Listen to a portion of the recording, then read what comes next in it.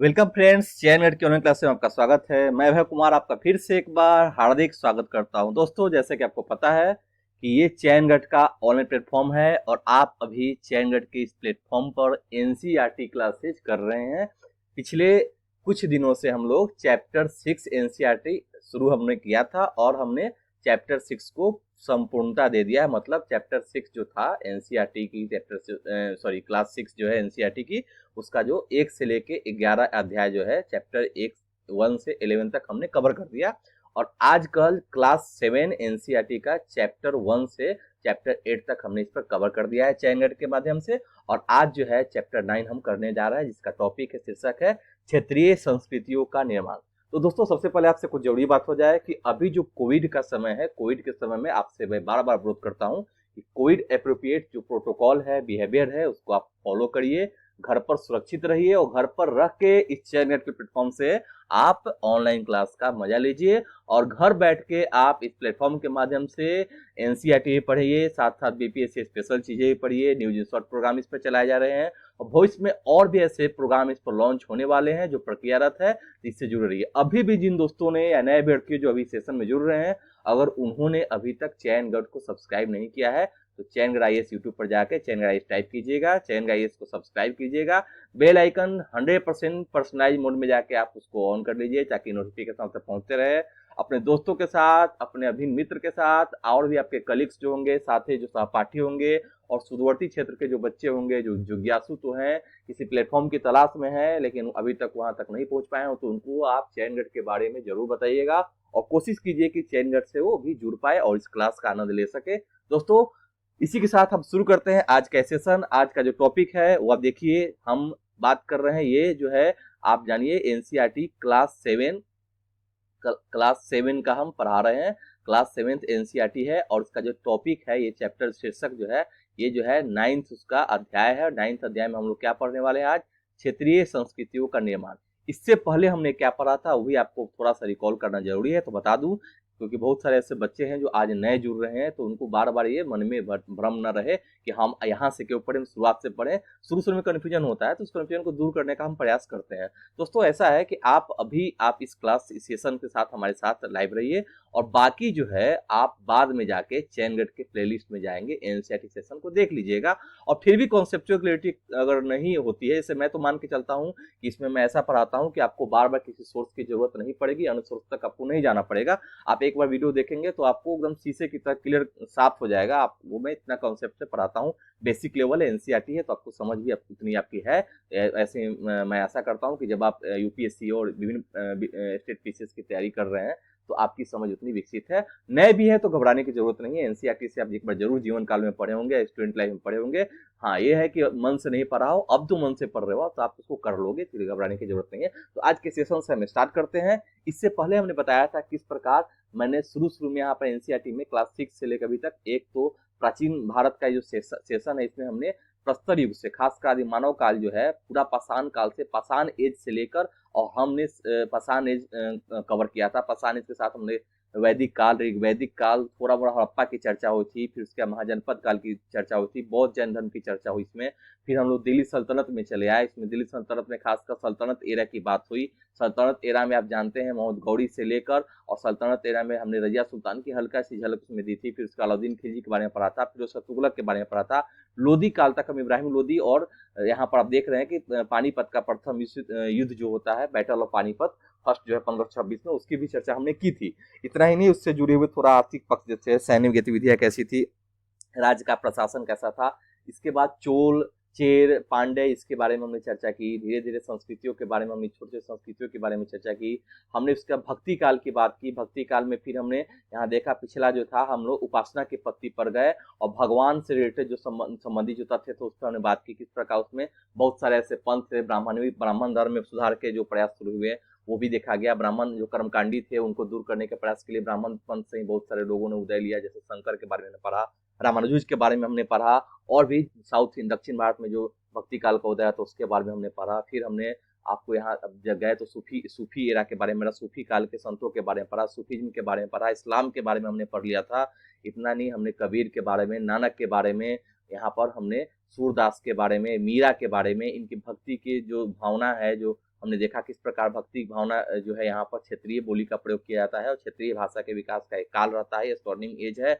और यहाँ पर देख रहे हैं कि भक्ति के रूप में हम क्या करते हैं, भक्ति का सामान्यीकरण किया जाता है, कर्मकांडी पद्धति से हट कर और भी काम हो रहे हैं। यहाँ पर मैंने बताया किस प्रकार निचली जाति के जो लोग हैं, जिनको समाज में अच्छी नज़र से नहीं दिखाया जाता है, अच्छी नज़र उनके प्रति नहीं अच्छी भावना रखी जाती है, उन लोगों ने भी नाथ पंथ की स्थापना की। और भी लोग थे जो छोटी जाति के थे, उन्होंने ब्राह्मण धर्म के विरोध में खासकर अपने भगवान से अपने आप को तो जरूर जोड़ा, लेकिन ये कर्मकांडी नहीं थे। कर्मकांड का इन्होंने विरोध किया, जाति पाति को नहीं माना, वर्ग विशेषता को नहीं माना, और इन्हें माना कि अपनी व्यक्तिगत श्रद्धा से ही ईश्वर को पाया जा सकता है, भक्ति के द्वारा ईश्वर को पाया जा सकता है। तो इन निम्न जातियों ने जो आंदोलन चलाया, उसमें क्या हुआ कि इसका भारतीयकरण हो पाया, सामाजिकरण हो पाया, समाज के निचले तबके तक लोगों की पहुंच हो पाई और इनसे लोग जुड़ने लगे, क्योंकि इन्होंने स्थानीय बोली को अपने भक्ति का माध्यम बनाया। यहाँ तक भक्ति का जो बात है, तो वहाँ पर जो धार्मिक सुधार जो भी हो रहे हैं, वो समाज सुधार के लिए धार्मिक रंग दिया जा रहा है। धर्म को आधार बनाकर, क्योंकि लोग ज्यादा एजुकेटेड नहीं है, तो धर्म का सहारा लेकर और सामाजिक विभेदीकरण को दूर करने का प्रयास किया जा रहा है। सामाजिक क्रांति की जा रही है। समाज में क्या किया जा रहा है, जाति पाति को मिटाने का प्रयास हो रहा है, एकरूपता लाने का प्रयास हो रहा है, मानव सेवा की बात की जा रही है,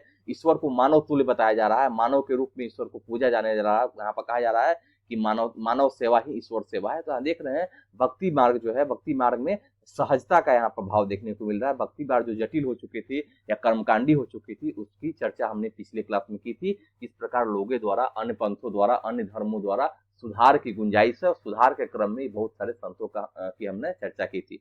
आज का जो टॉपिक है, अब उससे आगे करना है। तो देखिए, अब शुरू करते हैं। देखिए, आप अपने साथ एक पेंसिल और डायरी लेके जरूर बैठेंगे, ताकि जो इंपॉर्टेंट हो उसको आप कर सके। यहाँ देखिए, लोगों का वर्णन करने का एक सबसे समान तरीका है उनकी बोलचाल की भाषा से उन्हें प्रभाषित करना।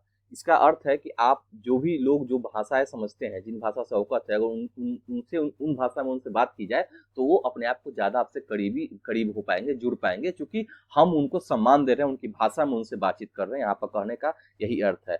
जब हम किसी व्यक्ति को तमिल या उड़िया कहते हैं, तो आमतौर पर इसका अर्थ होता है कि वह तमिल अथवा उड़िया भाषा बोलता है और तमिलनाडु या उड़ीसा में रहता है। इसी तरह से हम प्रत्येक क्षेत्र को कुछ खास किस्म के भोजन, वस्त्र, काव्य, नृत्य, संगीत और चित्रकला से जोड़ा करते हैं। जैसे आज भी आप देखेंगे कि हम लोग बोलते हैं कि उड़ीसा उड़िया भाषा का क्षेत्र है, तमिल भाषा का क्षेत्र तमिलनाडु है। यहाँ आंध्र प्रदेश में हम जानते हैं कि यहाँ पर तेलुगु भाषी क्षेत्र है और तेलुगु भाषा के लोग आते हैं। मलयालम की हम बात करते हैं, केरला की बात करते हैं, केरला में मलयालम भाषा यहाँ प्रसिद्ध है। तो यहाँ पर जिन क्षेत्रों में जिस भाषा का विकास है, जो वहाँ के स्थानीय लोग बोलते हैं, उनको उसी आधार पर हम बात करते हैं। नॉर्थ ईस्ट के लोग हैं, उनको हम नॉर्थ ईस्ट कहते हैं कि ये नॉर्थ ईस्ट के लोग हैं। तो यहाँ पर उनके रहन सहन, रीति रिवाज, खान पान, भोजन, वस्त्र इत्यादि को हम आधार बनाकर उनकी हम चर्चा करते हैं। यहाँ यही समझाने का प्रयास किया जा रहा है।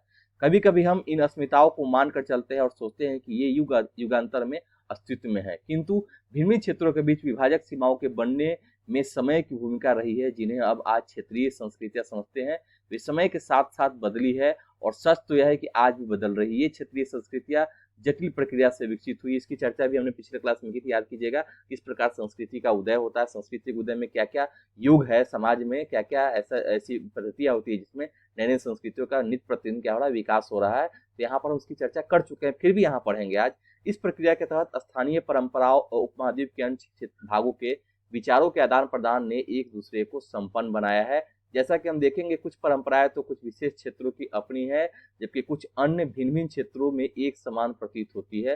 परंतु इसके अतिरिक्त कुछ अन्य परंपराएं खास इलाके के पुराने रीति रिवाज से तो निकली है, परंतु अन्य क्षेत्रों में जाकर उन्होंने एक नया रूप ले लिया। कहने का अर्थ है कि मान लीजिए ये दो क्षेत्र है, यहाँ पर कुछ अन्य भाषाएं बोली जा रही हैं, लेकिन यहाँ जो है इसी क्षेत्र के कुछ लोग गए और यहाँ के लोगों में इन भाषाभाषी क्षेत्रों का कुछ प्रभाव पड़ा, लेकिन इन्होंने अपनी जो क्रियाविधि है, अपनी जो इनके संस्कार है, अपनी जो रीति रिवाज है, उनमें इन भाषाभाषी क्षेत्रों के जो यहाँ से पाए थे, यहाँ पर माइग्रेट होके गया, यहाँ पर अपने अनुसार इन्होंने अपने ढाल लिया। मतलब करेंगे वही काम, लेकिन इसमें कुछ परिवर्तन कर देंगे जो इनका अपना होगा, स्थानीय रीति रिवाज से ये होगा। कहने का अर्थ यही है कि जरूर इन दोनों का इम्पैक्ट जरूर है, एक दूसरे पर परस्पर संबंध है, लेकिन इन भाषाभाषी क्षेत्रों जैसे ही क्षेत्र में आते हैं, यहाँ के लोगों द्वारा जो संस्कृति है, ये इनको अडॉप्ट तो कर लेते हैं, अडॉप्ट के साथ कुछ उसमें संशोधन कर देते हैं और संशोधन करके उसको अन्य रूप में मान लेते हैं। यहाँ यही कहने का तात्पर्य है। अब हम बात करेंगे चेर और मलयालम भाषा का विकास। जानेंगे चेर और मलयालम भाषा का विकास कैसे हुआ। मैंने चेर बताया था कि यहाँ पर जो दक्षिण भारत है, मैं यहाँ थोड़ा मैप ठीक से नहीं बना पा रहा हूँ लेकिन फिर भी देखिए कोशिश कर रहा हूँ। तो यहाँ पर जो चेर, यहाँ चेर, चोल, पांडे, ये जो पूरा साउथ इंडिया का मैंने क्षेत्र बताया था, तो यही की बात हो रही है। खासकर ये जो केरला का क्षेत्र है और ये जो यहाँ साउथ इंडिया का जो भी यहाँ पर राज्य है अभी वर्तमान में, वहाँ पर इन भाषाओं के बारे का विकास कैसे हुआ इसके बारे में हम जानते हैं। आइए भाषा और क्षेत्र के बीच अंतर संबंध के एक उदाहरण से अपना विश्लेषण प्रारंभ करें। महोदयपुरम का चेर राज्य प्रायद्वीप के दक्षिण पश्चिम भाग में, जो आज के केरल राज्य का एक हिस्सा है, 9वीं शताब्दी में स्थापित किया गया। संभवतः मलयालम भाषा इस इलाके में बोली जाती थी। शासकों ने मलयालम भाषा लिपि का प्रयोग अपने अभिलेखों में किया। क्यों? क्योंकि उस क्षेत्र की भाषा है, तो उसी क्षेत्र की भाषा में शासक शासन करेंगे और उस क्षेत्र की भाषा में ही राजकीय आदेश देंगे, जहाँ की वहाँ की जनता उसको समझ पाए, उसको फॉलो कर पाए। वस्तुतः इस भाषा का प्रयोग उपमहाद्वीप के सरकारी अभिलेखों में किसी क्षेत्रीय भाषा के प्रयोग के सबसे पहले उदाहरणों में से एक है। ये बहुत बड़ी बात है, यहाँ सरकारी अभिलेख में अपनी क्षेत्रीय भाषा का प्रयोग किया जा रहा है। आप जानते हैं इससे पूर्व क्या होता था, संस्कृत भाषा को प्रश्रय दिया जाता था। संस्कृत, प्राकृत, ब्राह्मी लिपि इत्यादि जो भाषाएं हैं इनका प्रयोग यहाँ पर होता था। लेकिन अब देख रहे हैं कि पहली बार इन क्षेत्रों में, साउथ इंडिया के इन क्षेत्रों में, इस उपमहाद्वीप के सरकारी अभिलेखों में किस भाषा का प्रयोग कर रहा है, तो वहाँ का स्थानीय मलयालम भाषा का प्रयोग हो रहा है। तो बताइए भाषाओं की विविधता जो है, भाषाओं की समृद्धता बढ़ेगी कि नहीं बढ़ेगी? बिल्कुल बढ़ेगी, क्योंकि अपनी भाषा का विकास सरकारी कार्य में उसको अगर अपना लेंगे, सरकारी राजकाज की भाषा में उसको शामिल कर लिया जाएगा, तो उस भाषा का उत्थान होगा और भाषा का विकास होगा। ठीक है, यहाँ देखिए एक लिपि है, मलयालम रचित आरंभिक केरल का अभिलेख है, मलयालम भाषा है और केरल का एक आरंभिक अभिलेख है। यहाँ पर देखिए इसको लिखा गया है। अब पता करेंगे कि आखिर इस लेख में क्या है, इस लेख का उदय, लेखन शैली जो है मलयालम लिपि में लिखने का शुरुआत कब से हुआ, क्या कारण रहे थे, इसके बारे में हम इसमें पढ़ने वाले हैं। साथ साथ चेर लोगों ने संस्कृत की परंपराओं से बहुत कुछ ग्रहण किया। केरल का मंदिर रंगमंच, मतलब रंगमंच जानते हैं, जो नाटक दोनों करते हैं, जिसकी परंपरा इस युग तक खोजी जा सकती है। आप केरल में आप भी देखेंगे, केरल में बहुत सारे जो है यहाँ पर बहुत सारे पर्व त्योहार, संस्कृति को जिंदा रखने के लिए बहुत सारी परंपराएं आज भी है। बहुत सारे ऐसे रंगमंच पर उदाहरण आप देखेंगे, खासकर उन केरल के क्षेत्रों में आप देखते हैं कि बहुत सारी ऐसी भाषाएं हैं जिनका प्रयोग वहाँ नाटक शैली में किया जाता है। आज भी हम केरल में देखते हैं कि बहुत ऐसी चीजें हैं केरल में जो सांस्कृतिक अपने विरासत को संभाली हुई है। ओणम त्योहार आप देखेंगे, ओणम त्योहार भी किसी न किसी संस्कृति का एक वहाँ का अंग है। वहाँ देखेंगे राजा बलि से उसको जोड़ा जाता है। इतना ही नहीं, केरल में आप जो देखेंगे जो उसका राजकीय नृत्य है, वो भी कहीं न कहीं आप देखेंगे संस्कृति को सहेजने का काम किया जाता है। ठीक है, संस्कृत के महाकाव्यों पर आधारित यहाँ केरल की परंपरा है। मलयालम भाषा की पहली संस्कृत साहित्यिक कृतियां जो है लगभग 12वीं शताब्दी के बजाय, मतलब 12वीं शताब्दी में इसका विकास हुआ था। प्रत्यक्ष रूप से संस्कृत की ऋणी है, मतलब आप जानिए कि मलयालम भाषा पर संस्कृत का प्रभाव है, यहाँ पर ये कहा जा रहा है, इसको आप ध्यान रखेंगे। यह भी एक काफी रोचक तथ्य है कि 14वीं शताब्दी का ग्रंथ लीला तिलकम, जो व्याकरण तथा काव्य शास्त्र विषयक है, मणि प्रवालम शैली में लिखा गया था। मणि प्रवालम शैली में एक लेखन शैली उसमें लिखा जाता है।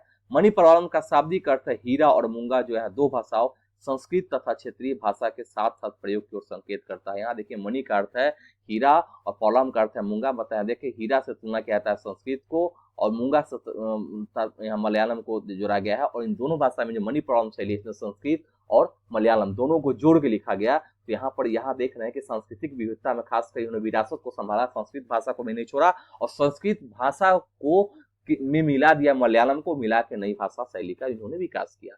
तो आप इसके बारे में क्या बोलेंगे, सही है या नहीं है? बिल्कुल सही है, क्योंकि नवीन शैली का विकास हो रहा है। अब बात करेंगे हम शासक और धार्मिक परंपराएं, जगन्नाथी संप्रदाय। देखेंगे शासक जो लोग हैं कौन सी धार्मिक परंपराओं को वे आदर्श मानते हैं और समाज में उनका विकास करते हैं, और समाज के लोग खासकर जो प्रजा है इस भाषा इसके प्रति क्या आस्था रखती है और शासकों को किस तरह स्थापित करने में बहुत ज्यादा मदद करते हैं। देखिए अन्य क्षेत्रों में क्षेत्रीय संस्कृतियां क्षेत्रीय धार्मिक परंपराओं से विकसित हुई थी।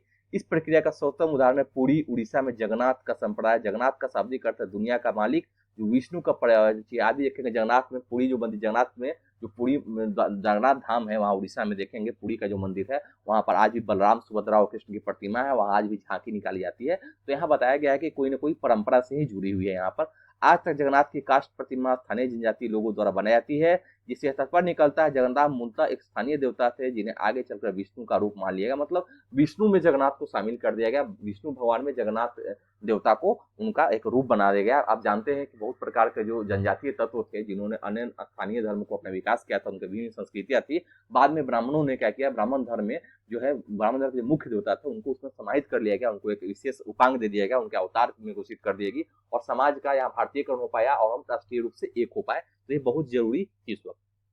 यहाँ बालभद्र, सुभद्रा और जगन्नाथ की लघु मूर्तियां तालपत्री पांडुर के। बालभद्र का यहाँ अर्थ क्या है आप जानिए, बलराम को बालभद्र यहाँ पर कहा जा रहा है। ये फोटो देखिए यहाँ पर किस प्रकार काष्ठ प्रतिमा से इस प्रकार इनका वर्णन किया था, इनको उकेरा गया है और इनके द्वारा यहाँ पर समाज में इनको स्थान दिया गया है। आज भी जाएंगे पुरी में तो देखेंगे जगन्नाथपुरी में आज भी बहुत विशाल भंडारा होता है और एक अवसर पर वहां झांकी निकाली जाती है।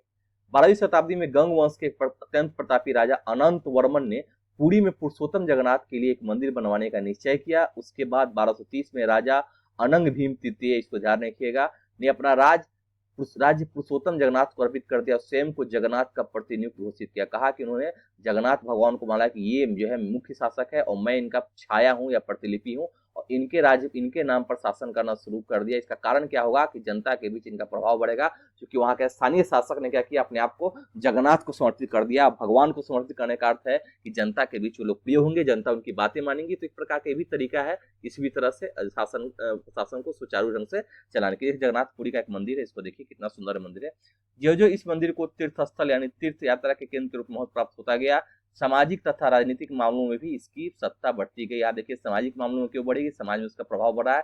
राजनीतिक मामलों में क्यों बढ़ेगी, क्योंकि राजा लोग भी कहीं ना कहीं यहाँ पर जो क्षेत्रीय और अन्य शासक हैं कहीं ना कहीं यहाँ पर माथा टेकने जाएंगे, यहाँ मिलने जाएंगे या कोई क्रियाविधि करेंगे जिससे इनको समाज में क्या हो, ज्यादा प्रसिद्धि मिल पाए। फिर यहाँ देखिए जिन्होंने भी उड़ीसा को जीता, जैसे मुगल हो या मराठे हो और अंग्रेजी ईस्ट इंडिया कंपनी, सबने इस मंदिर का अपना नियंत्रण स्थापित करने का प्रयत्न किया।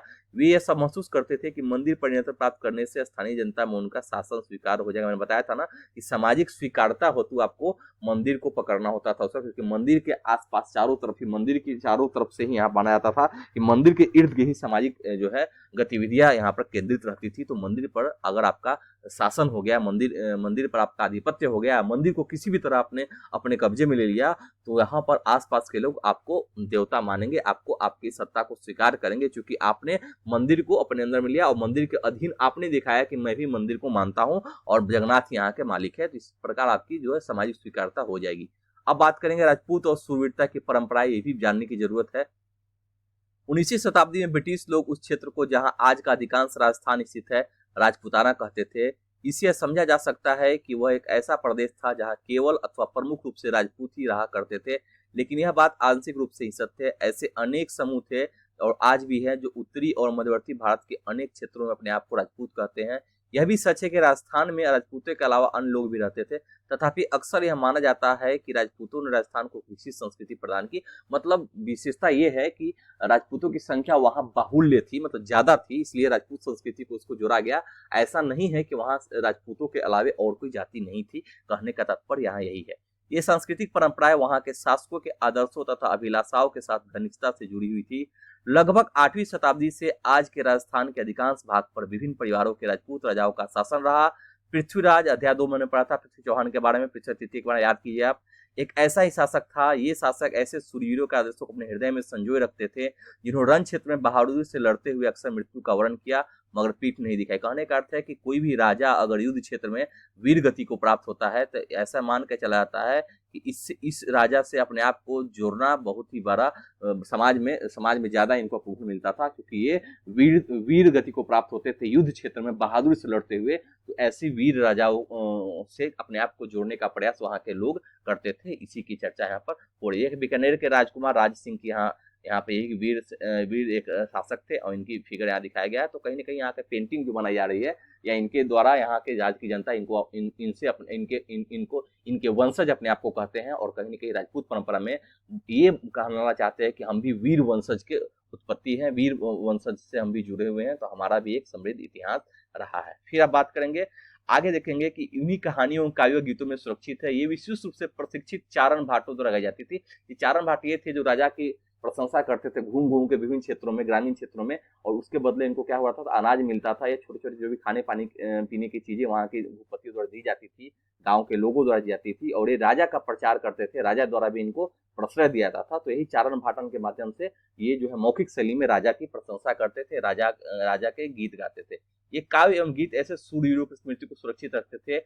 उन्हें आशा की जाती है कि वे अन्य जनों को भी उन शूरवीरों का अनुकरण करने के लिए प्रेरित और प्रोत्साहन करेंगे। मतलब समाज में उनका इतिहास गाथा गाना, उनके बारे में प्रेरित करना इनका काम रहा था चारण और भाटों द्वारा। आज भी आपने कहीं भाट देखा है, जो भाट जो अक्सर कविता या कहानी के माध्यम से वीरों का या हमारे जो भी एंसेस्टर्स हैं, हमारे जो पूर्वज हैं, उनकी कथा कहते हैं। आपने जरूर देखा होगा अपने क्षेत्र में, किसी न किसी से पूछिएगा, अपने दादा से, नाना से, जो भी पूर्वज है, जो पुराने लोग हैं, उनसे पूछिएगा तो आपको इसके बारे में जरूर जानकारी मिलेगी। साधारण जन भी इन कहानियों से आकर्षित होते थे। इन कहानियों में अक्सर नाटकीय स्थितियों और स्वामी भक्ति, मित्रता, प्रेम, शौर्य, क्रोध आदि प्रबल संवेगों का चित्रण होता था। मतलब इन सभी आवेगों को अपने नाट्य शैली में, नृत्य शैली में, गायन शैली में प्रकट किया जाता था और क्षेत्र की चर्चा यहाँ पर की जाती थी, उनके बारे में चर्चा यहाँ पर होती थी। क्या स्त्रियों को भी इन कहानियों में स्थान प्राप्त था? जी हाँ, कभी कभी वे झगड़े के कारण के रूप में विद्वान है, जब पुरुष स्त्रियों को जीतने के यहाँ लिए अथवा उनकी रक्षा के लिए आपस में लड़ते थे। कहीं कहीं यह भी चित्रित किया गया है कि स्त्रियां अपने सूरवीर पतियों का जीवन मरण दोनों में अनुसरण करती थी। सती प्रथा यानी विधवा द्वारा अपने मृतक पतियों की चिता पर स्वयं को जलाना, आप इसके बारे में जरूर जानते होंगे, सती प्रथा के बारे में आपने सुना भी है। तो यहाँ पर ये दिखाया जा रहा है कि चिता पर क्या होता है, जिंदा जलाने की प्रथा का भी इतिहास कुछ कहानियों में उल्लेख पाया जाता है। इस प्रकार जो लोग सूरवीरता के आदर्शों का पालन करते थे, उन्हें अक्सर इस आदर्श के लिए अपने जीवन का बलिदान करना होता था। यहाँ देखेंगे कि यहाँ पर कहीं न कहीं ये जो वीर रस की जो कहानियां हैं, ये इन क्षेत्रों में विद्यमान है। देखिए मानचित्र है जिसमें यहाँ पर चर्चा की गई है। ये देखिए यहाँ राजस्थान का क्षेत्र आप देख रहे हैं, ये बीकानेर है, ये राजस्थान का, यहाँ पर जोधपुर, मेवाड़, अजमेर, जयपुर, चित्तौड़गढ़, यहाँ महाराणा प्रताप से जुड़े हुए हैं। तो यहाँ देखिए ज्यादा जोधा सिंह की यहाँ पर बात हो रही है। तो इन क्षेत्रों में खासकर यहाँ पर राजपूत संस्कृति का उदय है। और यहाँ पर और भी देखें, यहाँ उड़ीसा भुवनेश्वर का एक क्षेत्र है, पश्चिम बंगाल। तो ये आप मैप तो आप जानते होंगे, फिजिकल मैप की चर्चा मैंने बार बार की है कि आप पॉलिटिकल मैप भी जाने, फिजिकल मैप क्षेत्र के बारे में जानना ही है, लेकिन पॉलिटिकल मैप को भी ध्यान दे थोड़ा, और जाने कि कौन सा राज्य कहाँ है। कभी कभी प्रश्न पूछते हैं कि कौन सा राज्य का है, नृत्य है, कहाँ पर अवस्थित है, या कोई लोकेशन पूछ दिया, तो आप जब तक मैप को ध्यान से नहीं देखेंगे, मैप को बार बार नहीं करेंगे, आप उसको नहीं कर पाएंगे। इसलिए इसको आप ध्यान रखिएगा। फिर अब बात करेंगे क्षेत्रीय सामंतों से परे उसके अलग कथक नृत्य की कहानी। अब कथक नृत्य की यहाँ बात हो रही है। अब बताइए कि हम सांस्कृतिक विरासत में आज भी जब आप देखेंगे, हम देखते हैं कि जब भी गणतंत्र दिवस पर जो झांकी निकलती है, वहां पर देखेंगे विभिन्न राज्यों की जो झांकियां निकलती है, उसमें आज क्या दिखाया जाता है? सांस्कृतिक विरासत को दिखाया जाता है, सांस्कृतिक संपन्नता को दिखाया जाता है। और हम देखते हैं कि इतनी विविधतापूर्ण हमारी भारतीय संस्कृति है। तो कहीं न कहीं इस संस्कृतियों का योगदान जो है, संस्कृति जो है हमारे ऊपर जो अभी भी हमारे रूप में विद्यमान है, हमारे क्षेत्र में विद्यमान है, या परंपरा दर परंपरा, पीढ़ी दर पीढ़ी इसको हमने विरासत के रूप में ढोया है, तो उनका महत्व आज भी है। तो देखा जाता है कि आखिर इनका विकास कैसा हुआ, इसके बारे में हमको जानना चाहिए। यदि शूरवीरता की परंपराएं भिन्न भिन्न क्षेत्रों में भिन्न भिन्न रूपों में मिल सकती है, तो नृत्य के विषय में भी यही सच है। आइए नृत्य के एक रूप कथक के इतिहास को देखें। यह नृत्य शैली उत्तर भारत के अनेक भागों से जुड़ी है। कथक शब्द कथा अथवा कथा शब्द से निकला है। अभी कहाँ है, तो यूपी के क्षेत्र में ज्यादातर अभी कथक नृत्य है। कथकली अलग है, ये कथक की बात हो रही है, जिसका प्रयोग संस्कृत तथा अन्य भाषाओं में कहानी के लिए किया जाता है। कथक मूल रूप से उत्तर भारत के मंदिरों तथा कथा यानी कहानी सुनाने वालों की जाति थी। ये कथाकार अपने हाव भाव तथा संगीत से अपने कथा वाचन को अलंकृत किया करते थे। 15वीं तथा 16वीं शताब्दी में भक्ति आंदोलन के प्रसार के साथ कथक एक विशिष्ट नृत्य शैली का रूप धारण करने लगा। कहने का अर्थ है कि ये जो मौखिक परंपरा से कथक नृत्य के जरिए वहां पर संस्कृति का प्रसार किया रहा था। इसमें जो कहानी है, इन पात्र कौन थे देखिए। राधा कृष्ण के पौराणिक आख्यान, कहानी और लोक नाट्य के रूप में प्रस्तुत किए जाते थे, जिन्हें रासलीला कहा जाता था। ये भी उत्तर प्रदेश में देखेंगे, मथुरा वृंदावन का क्षेत्र, आज भी रासलीला वहां होता है। रासलीला में लोक नृत्य के साथ कथाकार के मूल हाव भाव जुड़े होते थे। मतलब हाव भाव का मतलब कि अपने मुंह के भाव भंगिमा दिखाते थे। वो जो नृत्य करते थे, उनका जो नृत्य का जो तरीका होता था, कहानी के माध्यम से अपने मुंह का अलग अलग पोस्चर के टाइप से उसको भाव भंगिमा उकेरते थे, और उससे कहानी का पात्र जो है वो कहानी को बहुत ही अच्छी तरीके से प्रदर्शित कर पाते थे समाज के बीच में। मुगल बादशाहों और उनके अभिजातों के शासनकाल में कथक नृत्य राज दरबार में प्रस्तुत किया जाता था, जहां इस नृत्य ने अपने वर्तमान अभिलक्षण अर्जित किए और वह एक विशिष्ट नृत्य शैली के रूप में विकसित हो गया। आगे चलकर दो परंपरा अर्थात घरानों में फूला फला, राजस्थान जयपुर के राज दरबारों में और लखनऊ में अवध के अंतिम नवाब वाजिद अली शाह के संरक्षण में एक प्रमुख कला रूप में उभरा। कहने का अर्थ है कि बाद में इनको राजकीय प्रश्रय मिला, राजकीय प्रश्रय के अंतर्गत इन्होंने राजकीय राजघरानों में इनकी शैली जो है प्रसिद्ध हो गई, खासकर लखनऊ में और राजस्थान के राज दरबारों में इनको संरक्षित किया जाने लगा। अब धीरे धीरे क्या हुआ, जनमानस के में ये प्रचलित हो गया। 1850-75 के दौरान यह नृत्य शैली के रूप में इन दो क्षेत्रों में ही नहीं बल्कि आज के पंजाब, हरियाणा, जम्मू एंड कश्मीर, बिहार तथा मध्य प्रदेश के निकटवर्ती इलाकों में पक्के तौर पर संस्थापित हो गया।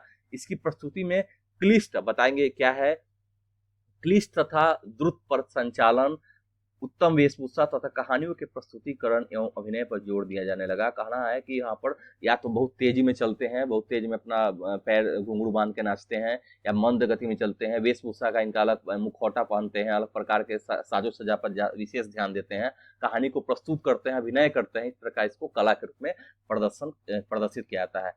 अनेक अन्य सांस्कृतिक गतिविधियों की तरह कथक को भी 19वीं तथा 20वीं शताब्दियों में अधिकांश ब्रिटिश शासकों ने नापसंद किया। कारण था कि ब्रिटिश लोग तो अलग संस्कृति के थे, क्यों मानेंगे।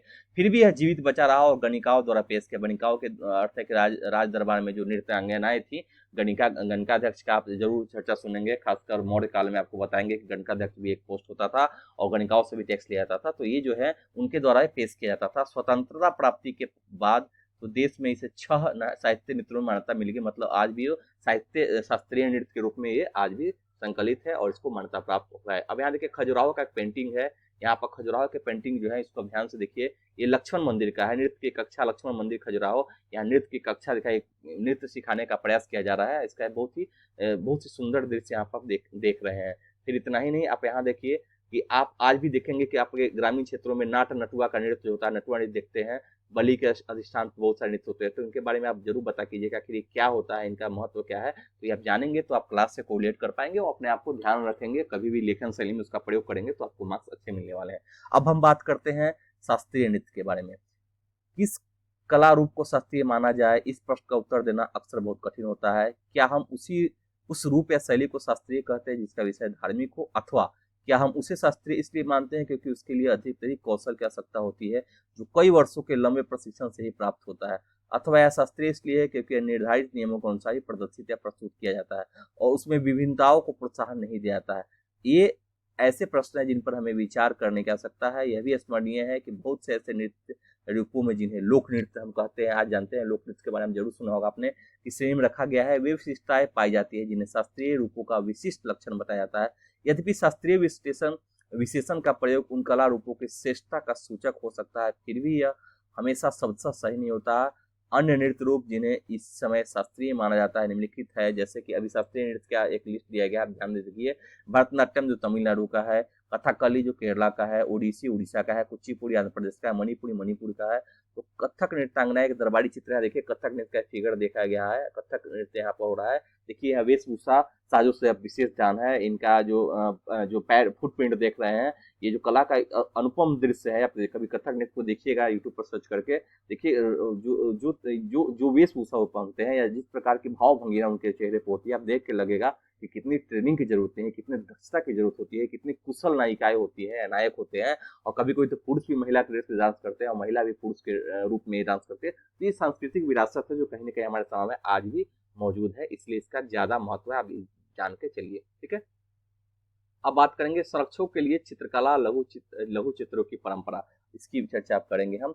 तो एक अन्य जो है यहाँ पर देखिए, एक अन्य परंपरा जो कई रीतियों से विकसित हुई वह थी लघु चित्रों की परंपरा। लघु चित्र जैसे कि उनके नाम से पता चलता है, छोटे आकार के चित्र होते हैं जिन्हें आमतौर पर जल रंगों से कपड़ों या कागज पर चित्रित किया जाता है। प्राचीनतम लघु चित्र ताल पत्रों अथवा लकड़ी के तख्तियों पर चित्र किए गए थे।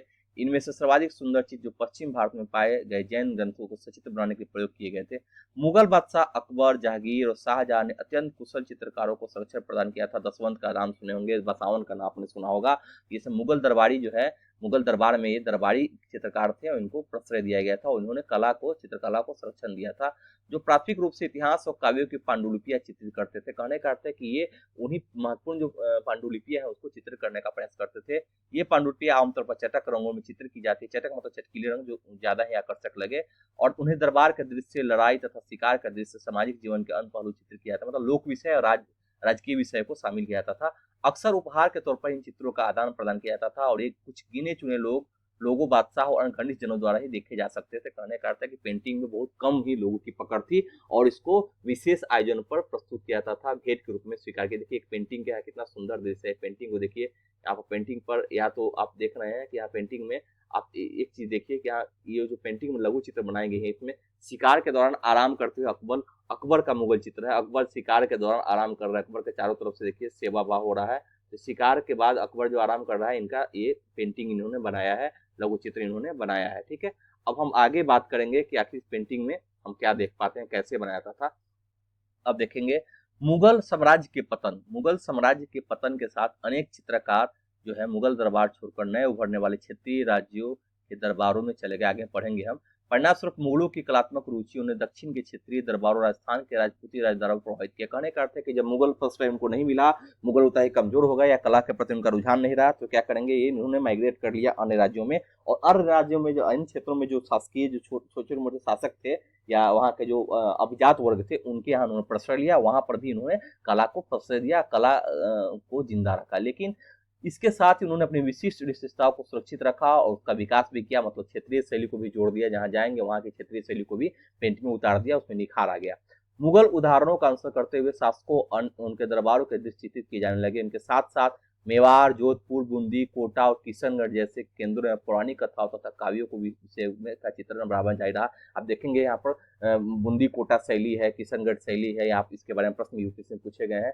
तो यहाँ पर देखेंगे कि यहाँ पर भी क्षेत्रीय शासक जो है वो जो मुगल काल के जो पेंटर थे, चित्रकार थे, उन्होंने तो अपने विरासत को संजोया। यहाँ पर भी क्षेत्रीय शैलियों को उन्होंने अपने पेंटिंग में ला दिया और उसको विस्तृत विषय दे दिया। विषय के क्षेत्र में मुगल मुगल जो शासक थे या मुगल जो बादशाह थे, उसकी जगह पर क्या है, वो क्षेत्रीय बादशाह आ गए, राजपूत शासक आ गए और वहाँ बूंदी कोटा शैली या बूंदी इस प्रकार की जो शैली है, वहाँ पर उनके जो विषय थे उनको उन्होंने पेंटिंग करना शुरू कर दिया।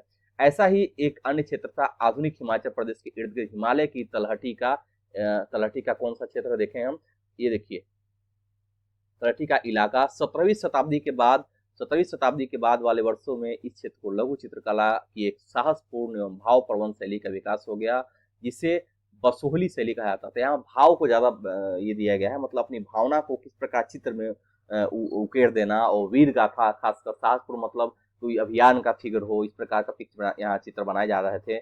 यहाँ जो सबसे लोकप्रिय पुस्तक चित्रित की गई थी वह थी भानुदत्त की रसमंजरी।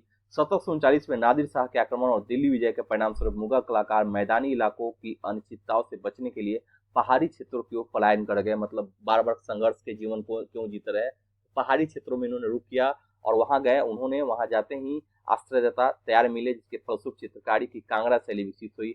मतलब चित्रकार वही हैं, लेकिन जैसे प्लेन इलाका जो जहाँ पर मुगल जो भी छात्र होते कहीं ना कहीं एक दूसरे के क्षेत्र में इन्वेड करते थे, अटैक करते थे, युद्ध होते रहता था, तो चित्रकार वहां तो नहीं रहेंगे ना, जान माल की वहां पर गारंटी नहीं है। तो क्या करेंगे, यहाँ से इन प्लेन क्षेत्रों से निकल के खासकर हिमाचल के क्षेत्रों में या नॉर्थ ईस्ट के क्षेत्रों में या अन्य ऐसे राजकीय छोटे छोटे शासक के अंतर्गत वो काम करने लगे, वहां जाने लगे, उनको आश्रय मिला और वहां उन्होंने कला को फिर एक नई पहचान दी। 18वीं शताब्दी के मध्य भाग तक कांगड़ा के कलाकारों ने एक नई शैली विकसित कर ली, जिन्हें लघु चित्रकारी में एक नई जान डाल दी। उनकी प्रेरणा का स्रोत वहां की वैष्णव परंपराएं थी। ठंडे, नीले और हरे रंगों सहित कोमल रंगों का प्रयोग और विषयों को कार्यात्मक निरूपण कांगड़ा शैली की विशेषता है। अगर कांगड़ा शैली की विशेषताएं पूछे जाए तो आप ये जो लाइन है ये यहाँ से यहाँ तक आप जरूर लिख सकते हैं, पूरा हूबहू उतार सकते हैं, आपको मार्क्स अच्छे मिलेंगे। फिर देखें, स्मरण रहे कि साधारण स्त्री पुरुष भी बर्तनों, दीवारों, कपड़ों, फर्श आदि पर अपनी कलाकृतियां चित्रित करते थे। कला के इन नमूनों में से कुछ ही बच पाते थे। इसके विपरीत लघु चित्र राजमहलों में भी सावधानी पूर्वक रखे जाते थे, जिससे वे सदियों तक सुरक्षित रहे। कहने का अर्थ है कि कला में सिर्फ यहाँ पर ध्यान देने की जरूरत है कि कला में सिर्फ हम यहाँ पर दरबारी कला को ही नहीं देखेंगे, वहाँ जो क्षेत्रीय शैली है, जो स्त्री पुरुष थे, वहाँ के लोग थे, उन्होंने क्या किया, बर्तनों पर, दीवारों पर, कपड़ों पर, फर्श पर ही कलाकृतियां चित्रित करते थे और उसको धीरे धीरे वहाँ देखेंगे इसका समाजीकरण हुआ, समाज के अन्य क्षेत्रों में इसका विकास हुआ। अब कुछ हम पेंटिंग यहाँ देख लेते हैं, फिगर जो हमने स्किप किया था उसको देखिए। ये जो है कृष्ण राधा और उसकी सखिया पहाड़ी लघु चित्र कांगड़ा, देखिए कांगड़ा चित्रशैली कितना सुंदर है देखने में। यहाँ पर भगवान कृष्ण और उनकी सखियों का वर्णन है, कांगड़ा चित्रशैली के माध्यम से इसको किया गया है। फिर यहाँ देखिए होली खेलते हुए महाराणा राम सिंह, दो राजपूत होली का एक समारोह है। यहाँ पर राजा जो है होली खेल रहा है, छतों पर से यहाँ पर इनको रंग बरसाए जा रहे हैं। तो होली का चित्र है, जिसमें यहाँ कोटा का लघु चित्र है, इसको दिखाने का यहाँ पर प्रयास है। फिर यहाँ एक देखिए, यहाँ भी आपको बताया तो ये अकबर का यहाँ शिकार के समय का चित्र था, तो आपने देख लिया है। तो इन चित्रों से भी आपको अगर पूछा जाए कि जो स्थानीय भाषा है, स्थानीय जो चित्रकारी है, उसका महत्व क्या है, सांस्कृतिक विरासत में क्या योगदान है उनका, तो उनसे प्रश्न पूछा जाए तो विभिन्न संस्कृतियों को कांगड़ा शैली को आप लिख सकते हैं, बूंदी कोटा शैली को लिख सकते हैं, किशनगढ़ शैली को लिख सकते हैं। किशनगढ़ शैली से क्वेश्चन पूछा भी है, उनके विषय के बारे में पूछा आता है, राधा कृष्ण की चित्रकारी होते हैं। जिन क्षेत्रों में जो भी स्थानीय देवता है, जिनकी जिनकी पूजा होती है, उनको विषय के रूप में यहाँ पर चुनते हैं। फिर देखेंगे बंगाल, बंगाल के बारे में जानेंगे कि बंगाल को नजदीक से देखना है, नजदीक से एक नजर। एक क्षेत्रीय भाषा विकास कैसे हुआ इसके बारे में, जैसा कि हमने प्रारंभ में देखा था, हम अक्सर क्षेत्रों के नाम वहां के निवासियों द्वारा बोली जाने वाली भाषा को साझा करते हैं, इसलिए हमें मान लेते हैं कि बंगाल में लोग हमेशा बंगाली मतलब बांग्ला ही बोलते थे। किंतु यह एक दिलचस्प बात है कि आज बंगाली संस्कृत से निकली हुई भाषा मानी जाती है। आप देखिए, आप गौर करेंगे कि संस्कृत जो है रूट वर्ड है, रूट भाषा है, और संस्कृत से बहुत सारे भाषाओं का यहाँ पर उदय हुआ। मलयालम को देखा, बंगाली को देखेंगे, और बहुत सारे ऐसे भाषाएं हैं जो संस्कृत के अपभ्रंश के रूप में आज भी विकसित है। और इन संस्कृत के जो है इनका पुता बोला है, मतलब आद्य भाषा के रूप में संस्कृत को जानेंगे। रूट भाषा जो है संस्कृत है, उनसे अन्य क्षेत्रीय भाषाओं का विकास हुआ है।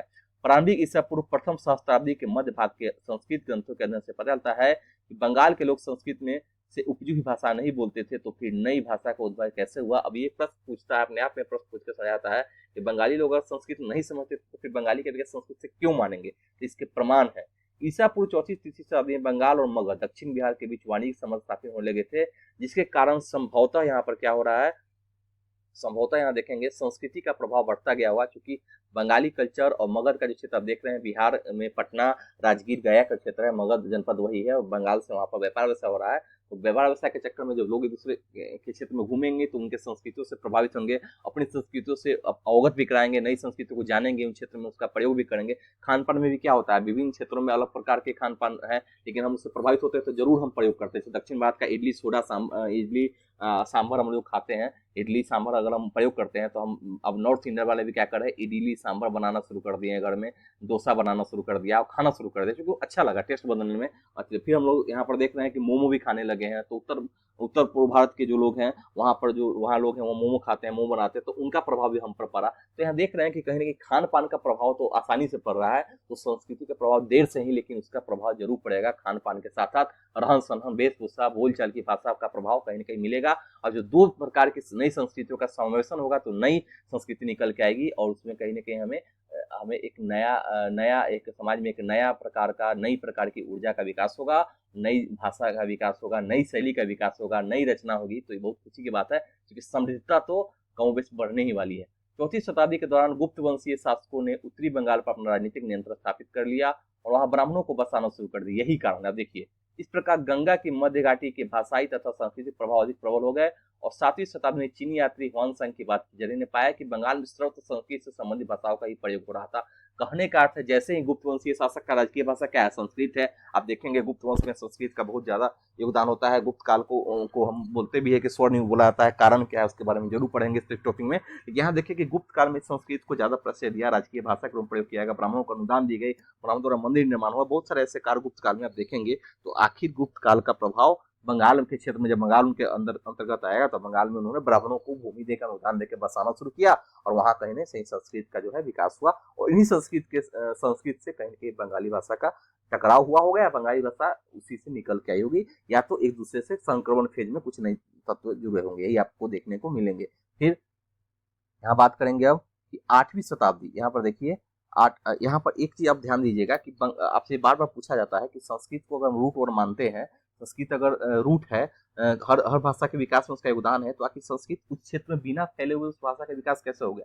तो ये प्रश्न पूछा जा सकता है। तो बताइएगा, कहीं ना कहीं इसको इतिहास के बारे में बताना होगा कि जहां जहां ब्राह्मण धर्म का विकास हुआ, ब्राह्मणों का प्रभाव बढ़ा, भूमिदान के रूप में वो बसे, राजाओं ने उनको प्रश्रय दिया, भूमिदान दिया, उसके क्षेत्र का विकास हुआ, तो ब्राह्मणों ने अपनी भाषा, उनकी भाषा संस्कृत थी, तो संस्कृत का प्रभाव वहाँ के जन सामान्य पर पड़ा, जन सामान्य की भाषाओं से उसका घालमेल हुआ, और इस प्रकार नई नई भाषाओं का विकास हुआ, और संस्कृत के ही स्थापित मानदंड पर नई भाषाएं जो है कहीं न कहीं समाज में विद्यमान हो गई। 8वीं शताब्दी से पाल शासकों के अंतर्गत एक क्षेत्रीय राज्य का उद्भव हो गया। अध्याय 2 में उन्होंने पढ़ा था। 14वीं से 16वीं शताब्दी के बीच बंगाल पर सुल्तानों का शासन रहा, जो दिल्ली में स्थित शासकों से स्वतंत्र थे, मतलब स्वतंत्र रूप से शासन कर रहे थे, मतलब बंगाल एक सूबा रहा था उनके अंदर में।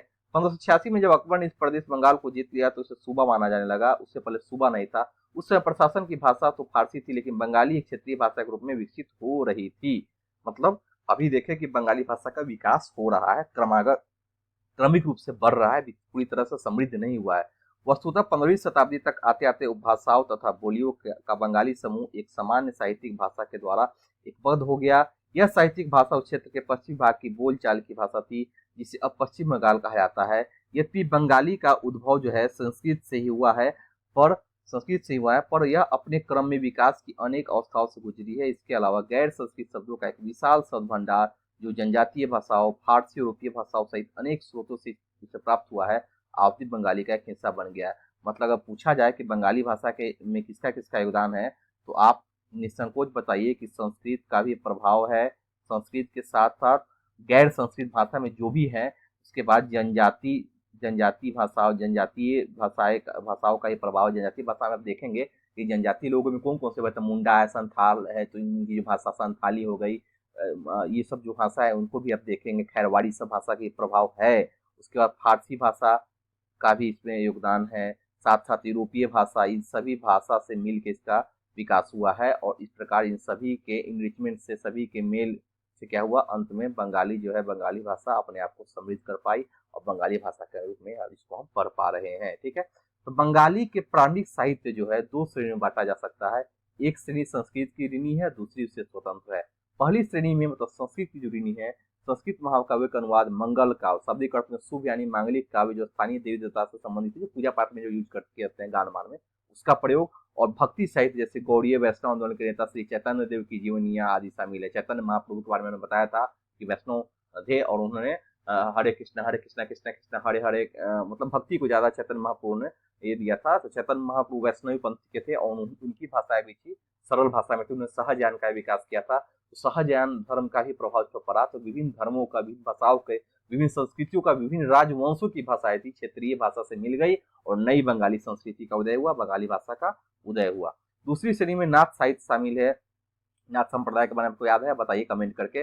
मैंने बताया था ना नाथ संप्रदाय के बारे में, जैसे मैनीमती, गोपी चंद्र के गीत, धर्म ठाकुर की पूजा संबंधी कहानियां, पीर गाथाएं, लोक गाथाएं और गाथा गीत। पीर गाथाएं मतलब जो पढ़ी कथाएं, और लोक कथाएं मतलब लोक कथा, पढ़ी की कहानी जो सुनते हैं आप लोग की पढ़ी होती थी, प्रकाशी पढ़ी, बुढ़ी पढ़ी। लोक कथाएं बहुत सारा सुनते हैं, ऐसा होता था, ऐसा होता था। तो इन सभी का जो है निर्माण नाथ नाथ साहित्य जो है शामिल है। इनसे क्या हुआ, बंगाल का उदय हुआ है। अब थोड़ा सा यहाँ देखें, एक फिगर मैंने यहाँ पर स्किप किया था, क्योंकि पढ़ाने क्रम में फिगर आ जाने पर हम वहां से लिंक हमारा टूट जाता है, इसलिए मैंने उसको थोड़ा स्किप मारना ही सही समझा था। तो अगर आपने फिगर जैसे ये तो मैंने दिखा दिया था, एक चीज ये देखिए कि शुरुआत में जो हम देख रहे हैं यहाँ पर, ये भाषा, ये बंगाली भाषा, इसमें वो चीज नहीं है। इसमें देखेंगे संस्कृत का तो हमें थोड़ा संस्कृत का असर जरूर है, लेकिन इसकी भाषा आप नहीं समझ पा रहे हैं। लेकिन बाद में जब इसमें जब सुधार होता है, तो उसमें धीरे धीरे उसमें कहीं न कहीं स्थानीय भाषाओं का विकास, जो प्रभाव पड़ता है, और नई नई भाषाएं जो है, बंगाली जो है अपने आप को इनरिच कर लेती है, बंगाली भाषा का विकास बढ़िया से हुआ था। एक कहानी देखिए मैनीमती, गोपीचंद्र और धर्म ठाकुर के बारे में है। नाथ लोग सन्यासी होते थे जो तरह तरह की यौगिक क्रियाएं करते थे, हठ योग क्रिया, योगा के द्वारा ही अपने आप को भगवान से मिलना चाहते थे, ये इनकी क्रियाएं थी। यह गीत विशेष जो अक्सर अभिनीत किया जाता था, यह बताता है कि रानी मैनामती ने अपने पुत्र गोपीचंद्र को अनेक बाधाओं के समक्ष संन्यास का मार्ग अपनाने को किस प्रकार प्रोत्साहित किया। यहाँ एक माँ जो है मैनामती ने गोपीचंद्र को बताया, बहुत सारी समस्याएं थी, भौतिक समस्याएं थी, जीवन के प्रति समस्याएं थी, जीवन के कर्म भी करना है, जीना भी है, गृहस्थ आश्रम की समस्या है। इन सब बाधाओं में के समक्ष भी उन्होंने संन्यास को मार्ग अपनाने को प्रोत्साहित किया माँ ने पुत्र को, इसलिए प्रसिद्ध है। धर्म ठाकुर एक क्षेत्रीय लोकप्रिय देव हैं, जिनकी पूजा अक्सर एक पत्थर या काठ की मूर्ति के रूप में की जाती है। ठाकुर आज भी देखेंगे, ठाकुर के रूप में कहीं जाएंगे तो पत्थर को रख के वहाँ ठाकुर जी की पूजा होती है। तो यहाँ पर इसी को लिया गया है, यहाँ ये कल्चर विद्यमान है। पहली श्रेणी के ग्रंथों का काल निर्णय करना अपेक्षित सरल है, क्योंकि संस्कृत, अब हम वहाँ फिर से लिंक कर रहे हैं। कहाँ से लिंक कर रहे हैं आप ध्यान रखिएगा, हम यहाँ से लिंक फिर कर रहे हैं। यहाँ जो हम बताया था कि दो शैलियां बंगाली भाषा में, दो श्रेणियों में, तो पहली शैली में क्या थी, संस्कृत की ऋणी, दूसरी स्वतंत्र। तो इसी पहली शैली की यहाँ पर चर्चा हो रही है। पहली श्रेणी के ग्रंथ का काल निर्णय करना अपेक्षित सरल है, क्योंकि ऐसी अनेक पांडुलिपियां पाई गई है जिनमें इंगित किया गया है कि उनकी रचना 15वीं शताब्दी के उत्तरार्ध मतलब बाद में और 28वीं शताब्दी के मध्य भाग के बीच की गई थी। दूसरी श्रेणी की कृतियां जो स्वतंत्र है, मौखिक रूप से कहीं कहीं सुनी जाती थी, इसलिए उनका काल निर्णय सही से नहीं किया जा सकता है। वे खास तौर पर पूर्वी बंगाल में लोकप्रिय थी, जहाँ ब्राह्मणों का प्रभाव अपेक्षाकृत कम था। मतलब जो लौकिक भाषाएं हैं, इसका प्रयोग स्थानीय लोगों की भाषाएं रही होंगी, और जो पढ़ी श्रेणी की भाषा है संस्कृत के, वहां पर कहेंगे ब्राह्मणों का प्रभाव होगा, ब्राह्मण धर्म का प्रभाव होगा। तो यहाँ देखेंगे। अब पीर के बारे में जानेंगे, पीर और मंदिर क्या है। तो पीर जो है शब्द के पहले परिचित है। पीर फारसी भाषा का शब्द है जिसका अर्थ होता है आध्यात्मिक मार्गदर्शक, मतलब जो भी आपको अध्यात्म की ओर ले जाए, मार्गदर्शन प्राप्त करें, किस प्रकार देवता से मिलना है, अल्लाह से मिलना है, किस प्रकार साकार रूप से मिलना है या निराकार रूप से मिलना है। तो पीर होता है एक प्रकार का शिक्षक जो का आध्यात्मिक रूप से आपको मार्गदर्शन करता है। तो यहाँ देखिए 16वीं शताब्दी से लोगों ने बड़ी संख्या में पश्चिम बंगाल के कम उपजाऊ क्षेत्रों को छोड़कर दक्षिण पूर्वी बंगाल के जंगली तथा दलदली इलाकों में प्रवास करना शुरू कर दिया, क्योंकि कृषि योग्य भूमि रही होगी, उपजाऊ ज्यादा होंगे वो। जो जो वे पूर्व की ओर बढ़ते गए, वे जंगलों को साफ करके भूमि में धान की खेती करने लगे। सनह सनह मतलब धीरे धीरे इसका अर्थ होता है स्थानीय मछुआ तथा स्थानांतरीय खेती करने वाले लोगों जो अक्सर जनजातीय थे किसानों के नए समुदायों में मिल गए, मतलब वहां उनके साथ रहन खान खान पान शादी विवाह होने लगा और एक नए संस्कार यहाँ पर उदय हो, नए नया संस्कार देखने को मिला, नया जीवन पद्धति विकसित हो गई। इन्हीं दिनों बंगाल पर मुगलों के नियंत्रण स्थापित हो गया था, जिन्होंने पूर्वी डेल्टा प्रदेश के केंद्रीय भाग में स्थित ढाका नगर, जो अभी राजधानी किसकी है, बांग्लादेश की, अपनी राजधानी स्थापित की। अधिकारी और कर्मचारी लोग भूमि प्राप्त करके अक्सर उस पर मस्जिदें बना लेते थे, जो इन इलाकों के धार्मिक रूपांतरण के केंद्र के रूप में भी काम आती थी। मतलब मस्जिद बनाने का अर्थ हुआ कि मस्जिद बना के वहां पर जो जनजाति तत्व है उनको प्रलोभन देते थे या किसी भी तरह से उनको धर्म परिवर्तन करने को बाध्य करते थे या धर्म परिवर्तन के लिए प्रोत्साहित करते थे। जो भी आप समझिए यहाँ पर ये काम हो रहे हैं। प्रारंभ में बाहर से आकर यहाँ बसने वाले लोग इन अस्थिर परिस्थितियों में रहने के लिए कुछ व्यवस्था तथा आश्वासन चाहते थे। ये सुख सुविधाएं तथा आश्वासन उन्हें समुदाय के नेताओं ने प्रदान की। ये नेता शिक्षकों और निर्णायकों की भूमिका भी अदा करते थे।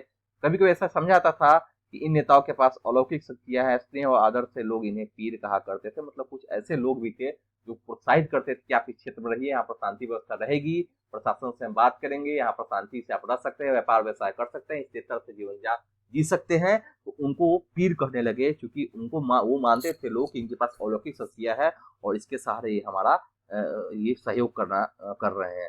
अब यहाँ देखिए इस पीर श्रेणी में संत या सूफी और अन्य धार्मिक महानुभाव, साहसी उपनिवेशी, देवत्व प्राप्त सैनिक एवं योद्धा, विभिन्न हिंदू बौद्ध देवी देवता और यहाँ तक की जीवात्माएं भी शामिल थे। पीरों की पूजा पद्धति बहुत ही लोकप्रिय हो गई और उनकी मजारें बंगाल में सर्वत्र पाई जाती है। आज भी देखेंगे आप।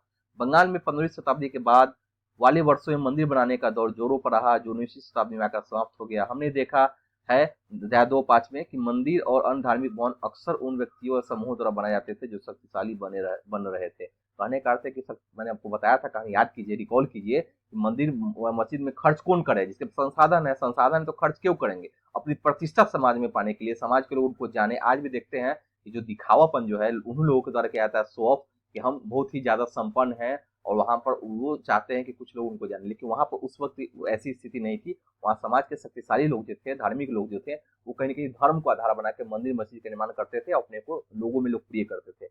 इनके माध्यम से अपनी शक्ति तथा भक्ति भाव का प्रदर्शन करना चाहते थे। बंगाल में साधारण ईंटों, मिट्टी गाड़े सैनिक मंदिर निम्न सामाजिक समूह जैसे कालू, तेली, कंसारी, घंटा धातु के कारीगर आदि के द्वारा भी आदि के समर्थन में बने थे। मतलब छोटे जो लोग हैं, स्थानीय लेवल पर जो काम करते हैं, जो गरीब है, ये सामाजिक सपाट में बहुत नीचे है, वो भी मंदिर बना रहे थे। यूरोप की व्यापारिक कंपनियों के आ जाने से नए आर्थिक अवसर पैदा हुए। इन सामाजिक समूहों से संबंधित अनेक परिवारों ने इन अवसरों का लाभ उठाया।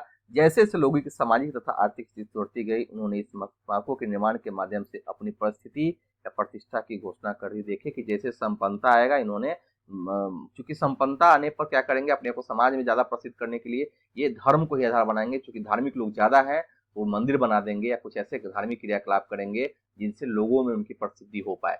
जब स्थानीय देवी देवता जो पहले गांव में छान छप्पर वाली झोपड़ी में पूजाते थे, को ब्राह्मणों द्वारा मान्यता प्राप्त कर दी गई।